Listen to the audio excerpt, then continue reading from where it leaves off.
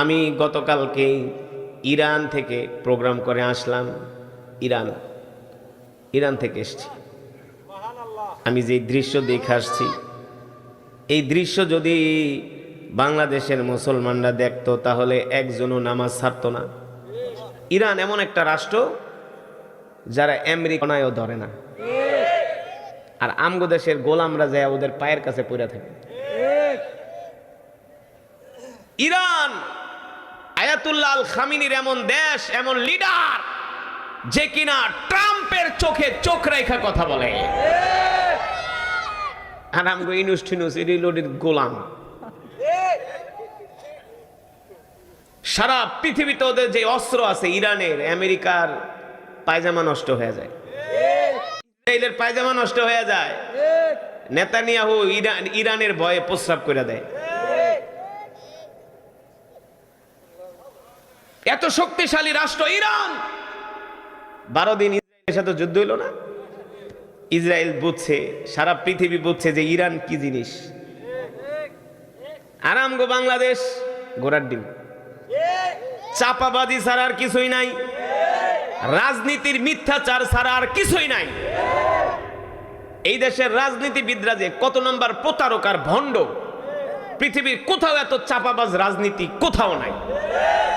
দেশ উন্নয়নের নামে ঘোড়ার ডিম। একটা অস্ত্র কিনতে পারে না, একটা ক্ষেপণাস্ত্র বানাইতে পারে না, যুদ্ধ বিমান এই দেশটাকে যাতে ভারত দখল করতে না পারে। ভারত শুধু সুযোগের অপেক্ষায় আছে, সুযোগ পাইবো বাংলাদেশ দখল করে নিয়ে যাবে। একটা অস্ত্র কিনতে পারে না, খালি চাপাবাজি, বাটপার কোথাকার। ইরান আজকে সারা পৃথিবীর পরাশক্তি। কারণ কি? কারণ সেই দেশের মানুষের ইমানের পাওয়ার আছে। যদিও তারা শিয়া সুন্নিও আছে,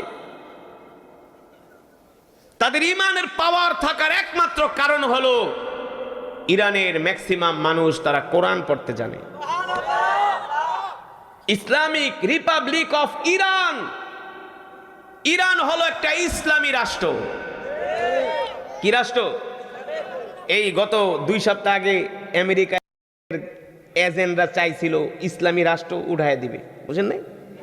সেখানের পতাকায় আল্লাহু আকবার লেখা, ওই পতাকা তারা নামায়া ওই চিল আর শকুন দিয়া পতাকা বানায় সেটা উড়াইছে। ইরানের 15টা মসজিদে আগুন লাগাইছে তেহরানের। ইরানের সরকার এক রাতের ভিতরে 2000 ব্রাশ ফায়ার করে মেরা লাইছে, যে তুমি ইসলামের বিরোধিতা করবা, মসজিদে আগুন দিবা। ওদের এত শক্তি হওয়ার একমাত্র কারণ হলো ইরানের মুসলমানরা আল্লাহর কোরআন পড়তে পারে।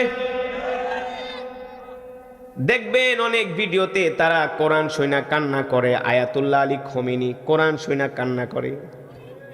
আর আমগো দেশের যারা প্রেসিডেন্ট, ওরা ঠিক মতো সূরা ফাতিহাই পড়তে পারে না।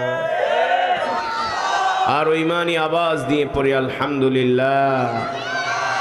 ইমানদার মুসলমান, সমস্ত প্রশংসা কার জন্যে?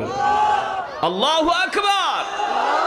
একমাত্র মহান রব্বুল আলামিনের জন্য, যিনি আমাদেরকে সৃষ্টি করেছেন। ঠিক কিনা মুসলমান? আমাদের সৃষ্টি করেছেন কে? হায়াতের মালিক কে? রিজিকের মালিক কে? আমরা কার গোলাম? এক আল্লাহর গোলাম। ঠিক কিনা? আমরা কোনো নেতার গোলাম না, নেত্রীর গোলাম না। মুসলমান আমেরিকার গোলাম হতে পারে না, ভারতের দালাল হতে পারে না, দিল্লির গোলাম হতে পারে না, কাফের মুশরিক কখনো মুসলমানের বন্ধু হতে পারে না। পারে না।